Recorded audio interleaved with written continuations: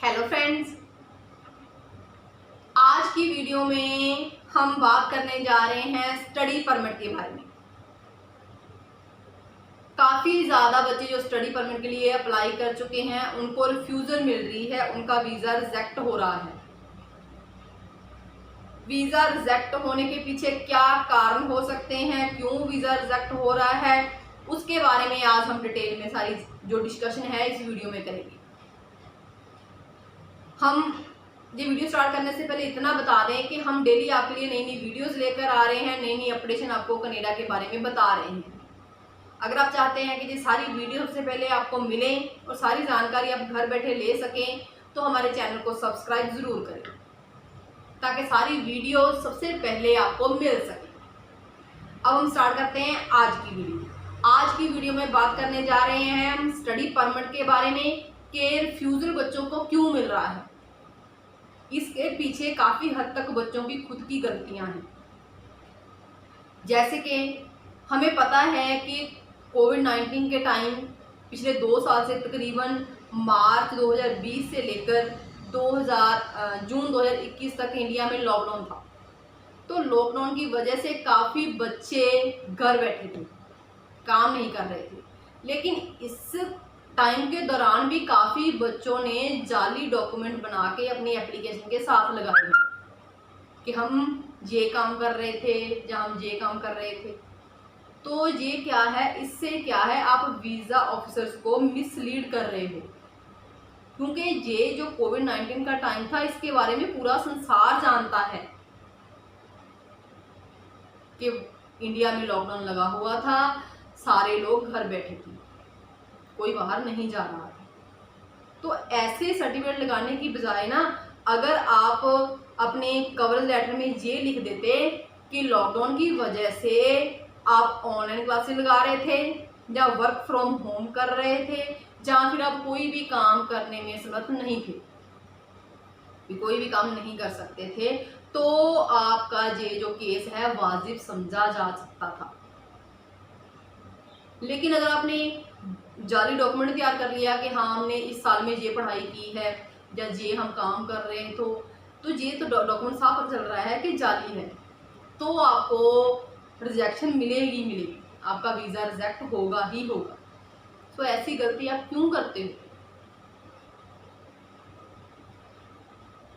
जैसे कि कनाडा की गवर्नमेंट ने एक स्कीम बनाई थी जो कि सिर्फ सरकारी कॉलेजों के लिए ही थी, जिसको SDS कैटेगरी कहा जाता था।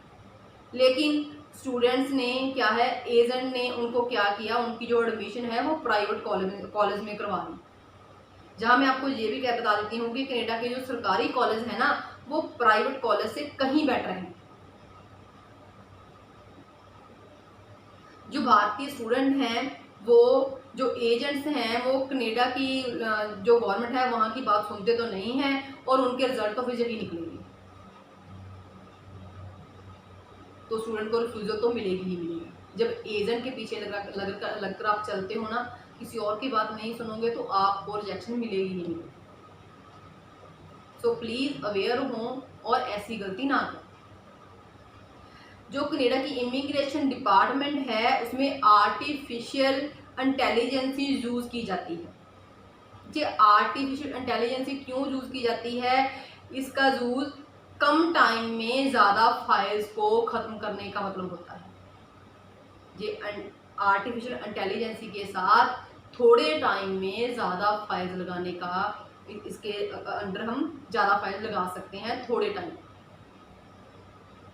ये जो इंटेलिजेंसी आर्टिफिशियल इंटेलिजेंसी है, इसकी जो डेवलपमेंट है वो भारतीय सॉफ्टवेयर इंजीनियर के द्वारा ही की गई है, जो कि भारत में होने वाले फ्रॉड के बारे में भलीभांति जानू है।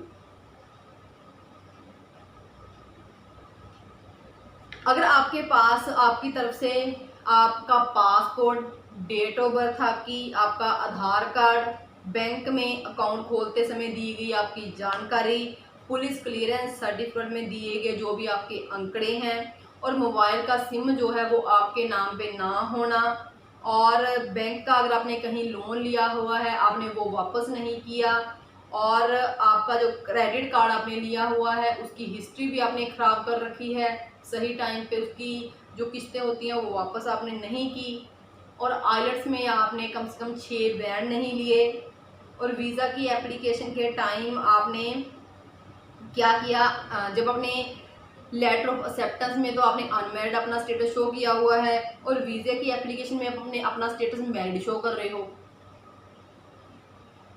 और जो भी आपने एजुकेशन ली है वो आपने जो एंड में एजुकेशन ली है, कोई भी स्टडी की है, उसमें आपके 65% से कम नंबर होने, और आपके पेरेंट्स की जो इनकम है उसका प्रूफ अपने पास आपके नहीं है, आपने वो प्रूफ साथ में नहीं लगाया, और अगर आप जॉब कर रहे हैं तो आपने इनकम टैक्स की रिटर्न नहीं भरी। तो ये छोटी छोटी बातें जो है ना, ये गलतियां अगर आप करते हो तो रिजेक्शन तो मिलना ही, आपका वीज़ा रिजेक्ट होगा ही होगा। और जो +2 आपने की है वो कोर्स पेरेंट्स द्वारा की हुई है आपकी, और मान लीजिए आप कनाडा का वीज़ा लगाने से पहले किसी और कंट्री में गए हैं और वहाँ से आपको रिफ्यूज़ल मिली है, लेकिन उसकी इन्फॉर्मेशन आपने अपनी एप्लीकेशन में दी ही नहीं। तो ये छोटी छोटी सारी गलतियाँ अगर आप करोगे तो ये सारा क्या है, आपके डॉक्यूमेंट सारे इनकम्प्लीट हैं। अगर आप इनकम्प्लीट डॉक्यूमेंट लगाओगे तो वीज़ा तो रिजेक्ट होगा ही होगा। तो इन सारी छोटी बातों का आपने ध्यान रखना है। आपका क्रेडिट कार्ड की जो हिस्ट्री है वो क्लियर होनी चाहिए, आपके सारे डॉक्यूमेंट सही होने चाहिए, कोई ज़्यादा डॉक्यूमेंट यूज़ ना करें। इनकम टैक्स की रिटर्न भरते हो तो वो भी आपके पास प्रूफ होना चाहिए। तो ये सारी गलतियां आप ना करें, इन छोटी छोटी बातों का आपने ध्यान रखना है। और इंडिया से जो स्टूडेंट वर्क परमिट के लिए कनाडा जाते हैं ना, तो कनाडा जाकर वो क्या करते हैं, अलग अलग जगह पे जाकर वो क्या है, एगिटेशन करते हुए नजर आ रहे हैं, या फिर कनाडा पहुंच के वो रिफ्यूजी स्टेट्स में चले जाते हैं। तो इन बातों से क्या होता है, जो कनाडा अथॉरिटीज़ हैं इन बातों से वो खफा हो जाती हैं। तो इसका असर क्या पड़ रहा है, आने वाले जो स्टूडेंट हैं ना फ्यूचर में, उनके लिए ये रास्ता खराब कर रहे हैं आज वाले स्टूडेंट। तो कम स्टूडेंट को वीज़ा मिलने के चांसेस होंगे फ्यूचर में, अगर आज के स्टूडेंट्स ये गलतियां करते हैं। स्टूडेंट को इतना कहना चाहती हूँ कि इंडिया से कनाडा 18,000 किलोमीटर दूर है, तो आप कनाडा में बैठकर इंडिया की प्रॉब्लम कैसे सॉल्व कर सकते हो। तो ये गलतियां ना करो, आपकी इन्हीं गलतियों की वजह से फ्यूचर में जो स्टूडेंट जाना चाहते हैं उनके लिए रास्ता खराब हो रहा है। उनके जैसे कि कुछ स्टूडेंट ऐसे हैं जो इंडिया से गए हैं, वहां जाकर जब वो पानी में जाते हैं तैरने के लिए तो वहां वो लाइफ जैकेट का प्रयोग नहीं करते। इसी वजह से क्या हो रहा है कि लास्ट आपने कुछ टाइम में देखा होगा कि काफ़ी स्टूडेंट वहां पर डूबने की वजह से उनकी मौत हो गई है। तो जब आपको लाइफ जैकेट पाने के लिए कहा गया है, यूज़ करने के लिए कहा गया है, तो आप यूज़ क्यों नहीं करते, क्यों ऐसी गलतियां करते। जो इंटरनेशनल स्टूडेंट हैं वो कनाडा जाकर लड़ाई झगड़े कर रहे हैं, मर्डर कर रहे हैं, एक्सीडेंट कर रहे हैं, टेलीफोनिकली फ्रॉड करने, या फिर गलत LMI लेना। तो ये सारी जो निकली छोटी छोटी बातें हैं ना, ये बातों क्या है, आपका रिकॉर्ड खराब कर रही हैं वहाँ पर।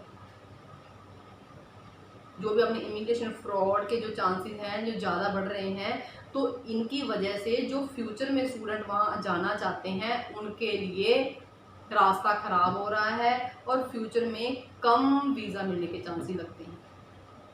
तो ये गलतियाँ ना करें। अगर आप जैसी गलतियाँ आज कर रहे हो तो आप आने वाले फ्यूचर में स्टूडेंट आना चाहते हैं स्टडी वीज़े के ऊपर, और ये भी लगता है कि आने वाले टाइम में स्टडी वीज़ा कम मिलने के आसार हैं इंडिया के बच्चों। तो इन बातों का आपने ध्यान रखना है। कनाडा की गवर्नमेंट क्या है, उसने आपको, उनकी एक ऑफिशियल वेबसाइट है कनाडा की, आप नोट कर सकते हैं। कनाडा की ऑफिशियल वेबसाइट www.cic.gc.ca, वहाँ जाकर आपको सारे वीज़ों के बारे में जानकारी मिल जाएगी। आप उस वेबसाइट को ओपन करो, उसकी विंडो में जाकर लिखो गाइड फॉर स्टडी परमिट, तो आपको वहाँ पर गाइडेंस के अकॉर्डिंगली पूरे पेज मिल जाएंगे। उसका प्रिंट आउट निकालो, उसे ध्यान से पढ़ो, आपको पता चलेगा कि आपने कौन कौन से डॉक्यूमेंट तैयार करने हैं। अगर आपने अपनी फाइल लगाई हुई है और आपके डॉक्यूमेंट इनकम्प्लीट हैं, आपको लगता है कि किसी डॉक्यूमेंट की कमी है, तो वो डॉक्यूमेंट उसके अकॉर्डिंगली सारे प्रिपेयर करो और अपनी फाइल दोबारा लगाओ, ताकि आपको किसी तरह की रिजेक्शन ना मिले, आपका जो फाइल है वो रिजेक्ट ना हो। वहां जाकर किसी भी वीज़े के बारे में जानकारी ले सकते हो। सो इन छोटी छोटी बातों का ध्यान रखना ज़रूरी है, ताकि आपको वीज़ा आपका रिजेक्ट ना हो और आपका पैसा बर्बाद ना हो, और सही रास्ता अपनाकर आप कम खर्चे पे सही रास्ता अपनाकर कनाडा जाकर सेटल हो सके। क्योंकि हम आपको गाइड करना चाहते हैं कि आपके साथ किसी तरह का धोखा ना हो।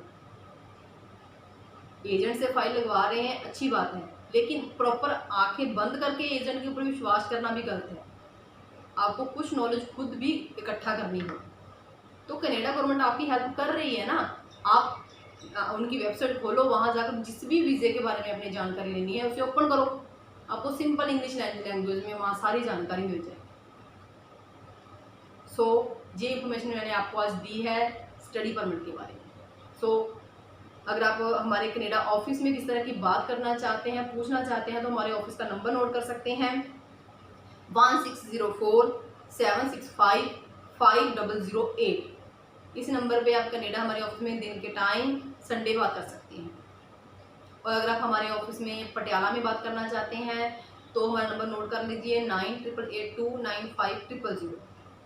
और अगर आप हमारे ऑफिस में आकर मिलना चाहते हैं तो ऑफिस का एड्रेस नोट कर लीजिए C174 near Toyota car agency, focal point, Patiala. So और ज़्यादा अपडेशन लेने के लिए चैनल को सब्सक्राइब करें और वीडियो को लाइक और शेयर जरूर करें, ताकि ये वीडियो उन बच्चों तक जरूर पहुंचे जो अपनी स्टडी वीज़ा अप्लाई करना चाहते हैं और उनको पता चले कि उन्होंने ये गलतियां नहीं करनी। Thank you.